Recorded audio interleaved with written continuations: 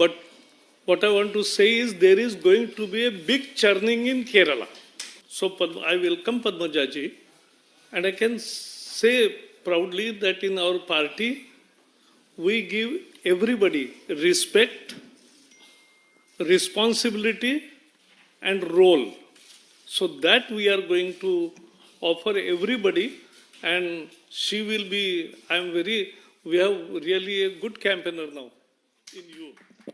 മുൻ മുഖ്യമന്ത്രിയും കോൺഗ്രസിന്റെ മുതിർന്ന നേതാവുമായിരുന്ന കെ കരുണാകരന്റെ മകൾ പത്മജ വേണുഗോപാൽ ബിജെപിയിൽ ചേർന്നു.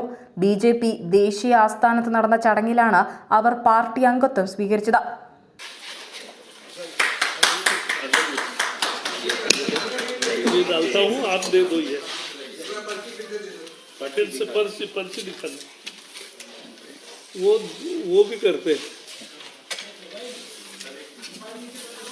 Very good.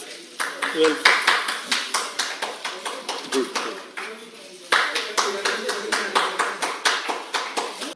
ജാവ്ദേക്കറിന്റെ വീട്ടിലെത്തി ചർച്ച നടത്തിയതിനു ശേഷമായിരുന്നു ബിജെപി ആസ്ഥാനത്തെത്തി അംഗത്വം സ്വീകരിച്ചത്. വളരെയധികം സന്തോഷവും കുറച്ച് ടെൻഷനുമുണ്ട്. ആദ്യമായാണ് പാർട്ടി മാറുന്നത്. കുറച്ചധികം വർഷങ്ങളായി കോൺഗ്രസ് നേതൃത്വവുമായി അകൽച്ചയിലാണ്.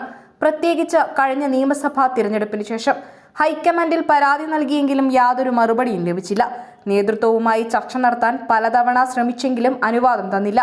തന്റെ അച്ഛനുണ്ടായ അതേ അനുഭവവുമാണ് തനിക്കും കോൺഗ്രസിൽ നിന്നുണ്ടായതെന്നും മോദി ശക്തനായ നേതാവാണ്, അതിനാലാണ് ബിജെപിയിലേക്ക് ആകൃഷ്ടയായതെന്നും പത്മജ പ്രതികരിച്ചു. നേരിടുന്ന അവഗണന എന്ന് പറഞ്ഞാൽ ഇപ്പോൾ കഴിഞ്ഞ ഇലക്ഷനിൽ ഞാൻ ഈ പാർട്ടി വിട്ട് പോകാൻ തീരുമാനിച്ചത്. കാരണം എന്നെ തോൽപ്പിച്ച ആരാന്ന് എനിക്ക് വ്യക്തമായിട്ട് അറിയാം. ഞാൻ പരാതി കൊടുത്തു 2-3 പ്രാവശ്യം. അതിലൊന്നും ഒരു ഇത് കണ്ടില്ല. എനിക്ക് തോന്നുന്നത് നേരെ ചവറ്റുകോട്ടയിൽ പോയി എന്നാണ് എനിക്ക് KPC ഓഫീസിൽ നിന്ന് കിട്ടിയ വിവരം. അത് കഴിഞ്ഞ് എന്നെ തോൽപ്പിച്ച ആൾക്കാരെ തന്നെ എൻ്റെ സ്വന്തം മണ്ഡലത്തിൽ കൊണ്ടുവച്ചപ്പോൾ എനിക്ക് എൻ്റെ മണ്ഡലത്തിലും കൂടി വർക്ക് ചെയ്യാൻ പറ്റാണ്ടായി. കാരണം അവിടെ ഒരു 4-5 പേരുടെ കയ്യിലായിപ്പോയി അധികാരങ്ങൾ. കാരണം അവരൊക്കെ അവിടെ പല നേതാക്കളാണ്. അപ്പോൾ അവരുടെയൊക്കെ ആളായിട്ട് നിന്നിട്ട് എന്നെ വല്ലാതെ ദ്രോഹിച്ച് എനിക്ക് തൃശ്ശൂർ പോകാൻ പറ്റാണ്ടായി തുടങ്ങിയ അവസാനം. അതുകൊണ്ട് കുറച്ച് നാളുകളായിട്ട് ഞാൻ ഇതിന്ന് മാറി നിൽക്കുകയായിരുന്നു.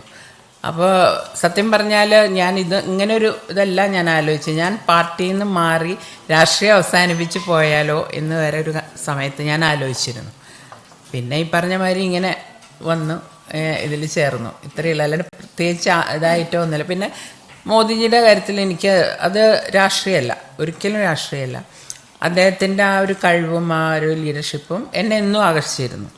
അതുകൊണ്ടായിരിക്കാം ഞാൻ ചിലപ്പോൾ ഇങ്ങനെ ഒരു തീരുമാനം എടുത്തത്. കോൺഗ്രസ് പ്രവർത്തകരെ പറ്റി ആലോചിക്കുമ്പോൾ തീർച്ചയായിട്ടും എനിക്ക് മാനസികമായിട്ടൊരു ബുദ്ധിമുട്ടുണ്ട്. കാരണം ഞാൻ ജനിച്ചത് ഈ പാർട്ടിയിലേക്കാണ്. ഇത്രയും കൊല്ലം എനിക്ക് തോന്നുന്ന ഒരാളും അങ്ങനെ, കാരണം എൻ്റെ അച്ഛൻ പോയപ്പോൾ പോലും ഞാൻ പാർട്ടി വിട്ട് പോയിട്ടില്ല. അപ്പോൾ എത്രമാത്രം മാനസിക ബുദ്ധിമുട്ടുണ്ടായിട്ട് വേണം ഞാൻ ഈ ഒരു പാർട്ടി മാറാൻ എന്നുള്ളത് അവർക്ക് മനസ്സിലാവും. എന്നെ നേതാക്കൾക്ക് മനസ്സിലാവില്ല എന്നുള്ള എൻ്റെ കാര്യമല്ല.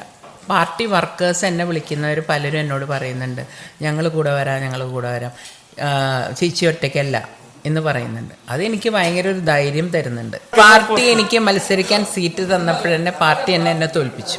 പേരുകൾ ഏതെങ്കിലും കാലത്ത് ഞാൻ പറയാം.